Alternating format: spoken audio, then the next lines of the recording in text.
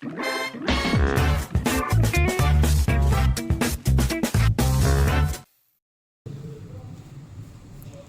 Assalamualaikum warahmatullahi wabarakatuh. Bersama saya di podcast Sapu Jagat bersama pemuda membangun bangsa. Nah, pada malam hari ini kita bersama dengan narasumber yang sangat luar biasa, yang mana beliau ini adalah Nurul Iman, ya. Dan sekarang beliau berada di samping saya, dan di sini kita akan berbincang-bincang mengenai dengan digital, ya, perkembangan saat ini itu seperti apa sih, ya. Nanti kita akan mengulik-ngulik terkait dengan itu. Oke. Selamat malam Kang Iman. Malam Mbak siapa? Mbak Aini, biasa dipanggil Aini, Mbak ya. Aini ya. Bagaimana kabarnya? Alhamdulillah sehat. Oh, ya alhamdulillah ya. Karena memang saat ini kan musimnya sangat-sangat ekstrim ya. Betul. Bisa jadi kita sakit, bisa jadi besoknya kita langsung sembuh, bisa jadi besoknya lagi kita sakit kembali. Jadi kita harus jaga kesehatan, benar-benar harus menjaga makanan, dari pola makanan, pola perilaku kita juga harus dijaga, seperti itu ya. Nah, kita akan membahas mengenai dengan digital, perkembangannya saat ini tuh seperti apa sih? Kita akan berbincang-bincang dengan narasumber kita, yaitu Kang Iman, ya. Menurut Kang Iman ini, perkembangan digital saat ini tuh seperti apa sih? Pentingnya bagi kita itu untuk masa remaja ataupun untuk orang-orang dewasa, apakah digital itu penting bagi kita semua? Itu menurut Kang Iman seperti apa? Baik, terima kasih. Berbicara soal perkembangan digital ya, tentunya kita keseharian, kehidupan kita, aktivitas kita, semuanya sudah dimudahkan dengan digitalisasi, atau bisa kita katakan serba digital seperti itu. Kita mengakses informasi melalui media digital, kita mengakses segala berita ataupun apa sih yang menjadi tren sekarang itu melalui digital. Artinya perkembangan informasi semakin pesat melalui digitalisasi media sosial seperti itu. Namun penting atau tidaknya itu kembali lagi pada diri kita untuk memanfaatkan digital tersebut atau media digital tersebut. Penting untuk teman-teman bahwasanya kita sebagai kaum muda ya, tentunya yang dimana aktivitas kita itu pasti butuh yang namanya serba cepat, atau serba praktis seperti itu. Kita sudah tidak mau dipersulit lagi seperti itu. Contoh kecilnya ketika kita mau pergi kemana seperti itu, katakanlah nggak ada motor, nggak ada transportasi, kita sudah punya ojek online dan itu ada di media digital seperti itu. Nah, kita mau memesan pakaian, makanan, itu sudah melalui platform digital seperti itu.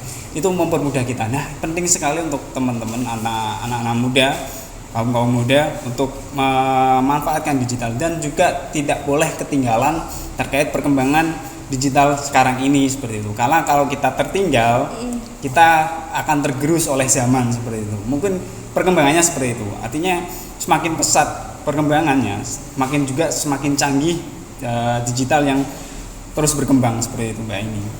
Oh iya, berarti sangat penting ya bagi kaula muda ataupun kaula dewasa itu memang sangat penting digital itu, karena membantu kita dalam kehidupan sehari-hari kita.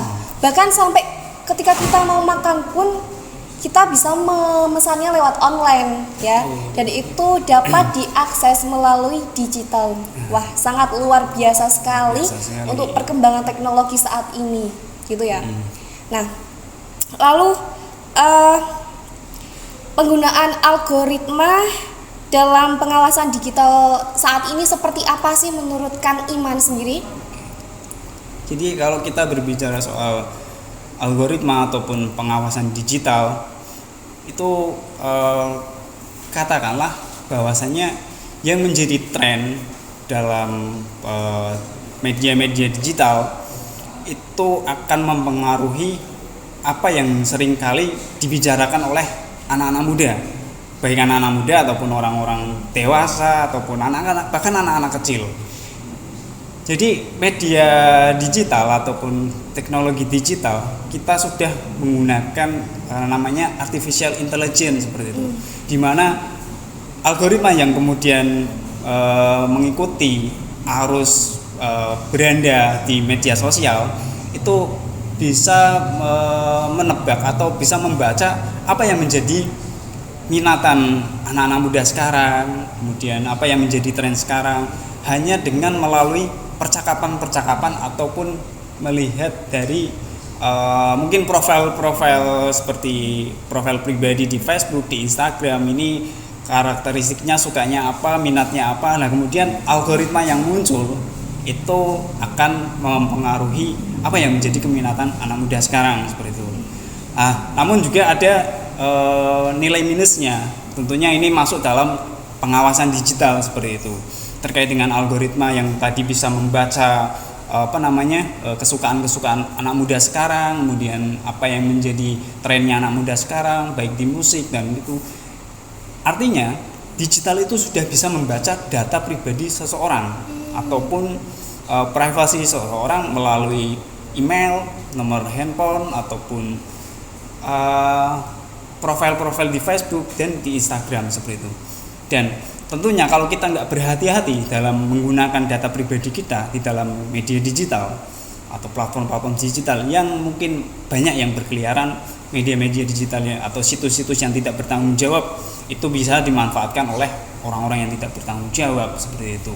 Bisa saja data diri kita dijual ataupun dimanfaatkan oleh orang-orang yang niatnya nggak baik atau bahkan dijadikan untuk komersil seperti itu. Nah, tentunya itu harus ada pengawasan dan dimulai dari diri kita sendiri seperti itu. Karena menurut dari survei yang dilakukan oleh lembaga survei Pew Research Center itu bahwa sekitar 62% seorang responden itu merasa khawatir dengan penggunaan data pribadi di segala platform digital seperti itu. Karena survei yang dilakukan itu mengatakan bahwa data pribadi yang masuk dalam media digital atau platform-platform digital seringkali digunakan oleh orang-orang atau pihak-pihak yang tidak bertanggung jawab seperti itu. Bahkan juga bisa dijadikan untuk kasus-kasus kriminal ataupun pencurian data seperti itu. Itu harus kita berhati-hati seperti itu Mbak Ining. Iya. Betul sekali. Memang sangat rawan dan bahaya gitu ya. Iya, betul.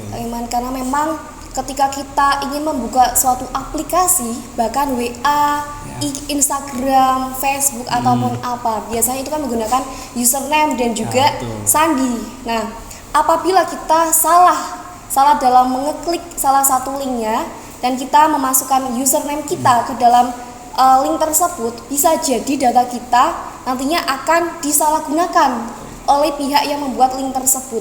Itu sangat luar biasanya ya sangat karena perkembangan teknologi dan juga makin tingginya perkembangan yang makin tingginya bahaya rawan sekali ya untuk melakukan kejahatan seperti itu.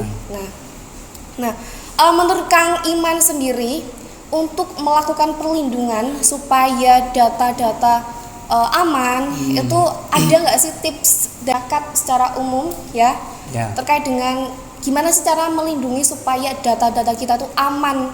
Karena ya kita tahu sendiri bahwasanya perkembangan teknologi saat ini memang sangat canggih. Nah, untuk mengantisipasi ataupun untuk mencegah supaya data kita itu tidak disalahgunakan oleh pihak-pihak yang tidak bertanggung jawab. Nah, apa sih tips dari Kang Iman sendiri gitu untuk masyarakat umum dan untuk kita semua gitu? Nah, baik, jadi perlu kita juga memberikan edukasi kepada masyarakat secara umumnya yang sekarang ini sudah beranjak menggunakan smartphone seperti itu. Jadi di media digital atau di smartphone itu kan ada yang namanya Google. Google itu sangat canggih sekali. Tadi yang saya katakan bahwasanya algoritma yang muncul di beranda itu kan melalui percakapan kita seperti itu, melalui apa yang menjadi pembahasan kita, bahkan chattingan kita di WA itu juga masuk dalam pengaruh yang muncul di beranda-beranda kita seperti itu. Nah, Kenapa kok bisa seperti itu? Karena di Google itu ada namanya sistem yang mungkin teman-teman ya ini sekedar sharing-sharing saja ya. Ada namanya Google Your Activity seperti itu. Di mana Google itu bisa mengetahui merek handphone kita, kemudian di mana kita berada, bahkan nomor ponsel kita pun Google tahu seperti itu. Dan siapa yang sering kita chat dan kesukaan kita apa, Instagram kita, karena kan Google tertaut di Facebook, Instagram dan lain-lain mungkin ya. Di situ ada namanya Google Your Activity seperti itu. Nah, untuk kita berjaga-jaga, berhati-hati, maka perlunya kita juga harus memprivasi link lokasi kita atau data diri kita melalui menonaktifkan Google Your Activity-nya. Nah, bisa nggak sih? Ya bisa, untuk kita berjaga-jaga saja sih. Siapa tahu kalau misal ada orang yang iseng, ya bisa saja sih kayak yang sering kita temui itu kan ketika ada orang yang ngirim WA atau aplikasi bentuk undangan nikah, kita kan kadang masyarakat nggak tahu nih, atau anak-anak muda kadang yang gaptek ataupun bingung, ini apa sih aplikasi apa, kok undangan nikah, barangkali penasaran.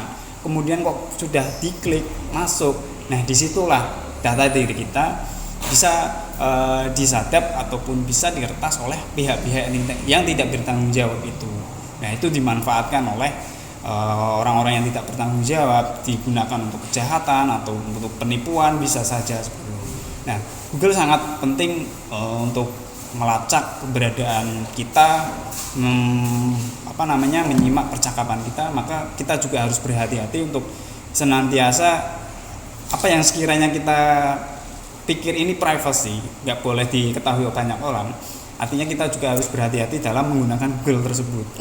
Nah, Google Your Activity itu bisa kita matikan. Caranya apa? Di pengaturan nanti ada seperti itu. Nanti bisa kita sharing-sharing lebih lanjut seperti itu. Banyak sekali. Ini pengaruhnya juga banyak yang merasakan seperti itu.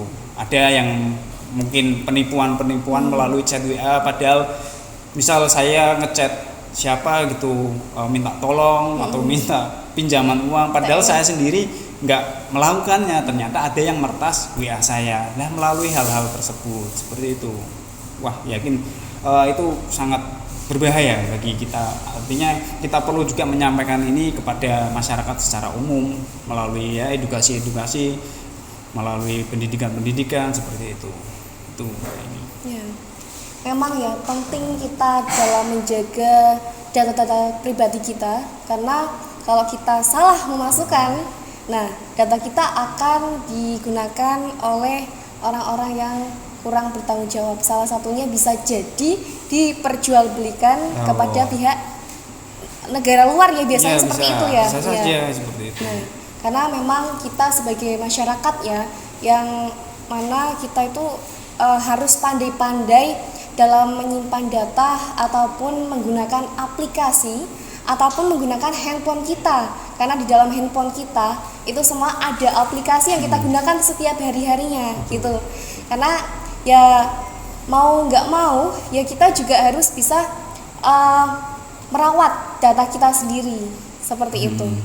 Terus juga ada salah satu seseorang atau seorang peneliti bernama Shoshana Zuboff itu beliau menuliskan buku yang bernama The Age of Surveillance Capitalism, di mana dalam artikel tersebut atau tulisan-tulisan tersebut bahwasannya pengawasan data diri kita itu juga digunakan oleh orang-orang yang memiliki kepentingan komersil seperti itu.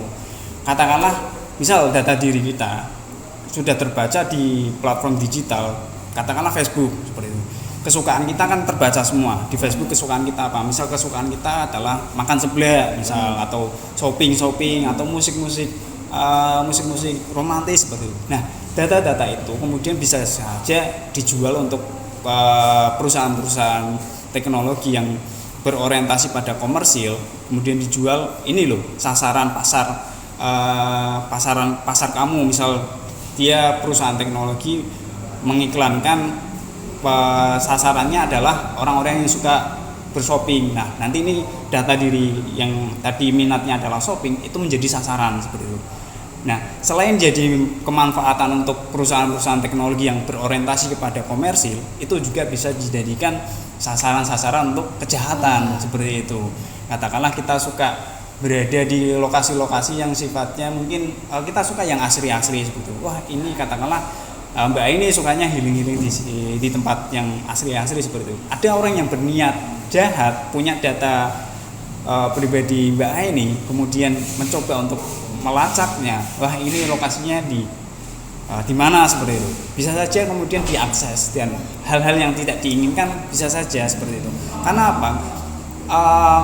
Sadar atau tidak sadar, kejahatan-kejahatan yang sering kali marak, yang sering mungkin katakanlah ada kasus-kasus penculikan, kasus-kasus yang orang-orang hilang, itu menggunakan data-data yang tersebar di platform-platform digital seperti itu.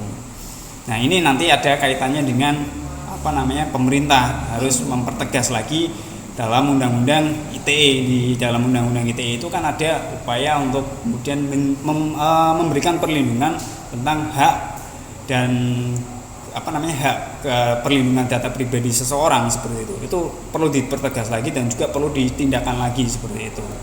Itu terkait dengan pemerintah seperti itu. Karena kalau kita sendiri seorang pemuda katakanlah yang mungkin tidak begitu paham tentang media digital, terus tentang keamanan sistem atau keamanan perlindungan data pribadi, tentunya harus ada kawalan-kawalan dari pemerintah seperti itu. Jadi itu. Ya, saya juga sangat setuju ya, karena memang sebagai pemerintah itu juga harus mempertegas kembali aturan-aturan terkait dengan undang-undang ITE, yang mana data-data kita itu sebagai masyarakat Indonesia harus aman ya, karena itu menjamin suatu keamanan data-data kita. Nah, kita dari tadi membahas terkait dengan digital saat ini ya, sangat seru sekali ya. Bahkan ini sangat penting bagi kita karena kita juga harus tahu, oh ternyata setiap keseharian kita ternyata juga ada dampak buruknya. Ternyata ada sesuatu di baliknya, ternyata seperti itu. Nah, kita juga harus pintar-pintar dalam mengakses sebuah informasi baik dari Google ataupun dari media manapun. Karena bahkan walaupun kita menulis di kertas kosong ataupun di formulir, ketika data tersebut tersebar kemana-mana dan tidak aman, ya itu bisa juga menyebabkan penyalahgunaan kewenangan dalam data tersebut. Bisa jadi data tersebut digunakan untuk pinjol gitu kan, bisa jadi seperti itu ya. Iya, walaupun jadi bukan hanya di kita melalui media sosial, tapi juga melalui secara tertulis ataupun secara manual itu ternyata juga masih ada ya. Jadi kita sebagai masyarakat juga harus pintar-pintar ya dalam menggunakan media sosial ataupun digital. Itu saja sih ya, karena memang penting bagi kita. Untuk dari Kang Iman sendiri closing statement nih ya, untuk semua masyarakat umum supaya kita itu bisa tambah semangat dan tambah pengen supaya data kita itu aman gitu kan tentunya. Closing statement dari Kang Iman gimana nih? Jadi kita sebagai diawali dari orang-orang muda, kaum muda yang melek terhadap media digital. Iya. Saran saya, pesan saya, berbijaklah dalam menggunakan media digital. Seperti itu. Data-data yang sekiranya itu menjadi privacy, jangan mudah untuk kemudian kita sebarluaskan. Kayak username, email, nomor handphone, bahkan foto profil itu juga bisa dijadikan kasus-kasus kejahatan tadi seperti pinjol seperti itu. Bahkan sekarang itu sudah banyak sistem-sistem yang canggih, hanya dengan membaca foto profil atau wajah itu bisa mengetahui data dirinya seperti itu. Jadi hati-hati dalam menggunakan media-media digital. Kalau misal ada situs-situs yang sekiranya tidak diketahui keamanannya dan juga kepercayaannya, jangan asal kita mengaksesnya seperti itu. gunakanlah media-media digital yang sudah terpercaya dan sudah dilindungi oleh pemerintah dan juga sudah dipercaya oleh negara seperti itu. Dan juga oleh kaum muda perlunya kita menyampaikan hal-hal yang demikian, pesan-pesan baik melalui penggunaan digital yang positif itu harus kita sampaikan kepada masyarakat secara umum, tidak hanya berhenti di kita saja. Kita sebagai kaum muda memiliki tanggung jawab untuk menyampaikan kepada masyarakat secara umum. Sekali lagi, berbijaklah dalam menggunakan media digital. Seperti itu, Mbak. Oke, beri tepuk tangan ya untuk narasumber kita malam hari ini, sangat luar biasa sekali menemani kita dalam membahas terkait dengan digital ya, pentingnya digital bagi kita semua ya. Karena kita sudah dari tadi sudah membahas terkait dengan itu ya, karena kita sudah closing statement juga nih. Kita akan bersama-sama mengucapkan tagline dari podcast Sapu Jagat kita nih ya. Nanti kalau saya bilang podcast Sapu Jagat, nanti Kang Iman bisa jawabnya bersama pemuda membangun bangsa, oke? Iya, langsung saja kita ke tagline luar biasa sekali ya materi malam ini ya. Oke, tadi tagline-nya sudah apa Kang Iman? Bisa diulangi lagi? Oke, podcast Sapu Jagat, jawabannya bersama pemuda membangun bangsa. Oke, ulangi ya. Ya. Podcast Sapu Jagat, bersama pemuda membangun bangsa. Oke. Sampai jumpa lagi bersama kita. Kita akhiri dulu ya. Wassalamualaikum warahmatullahi wabarakatuh.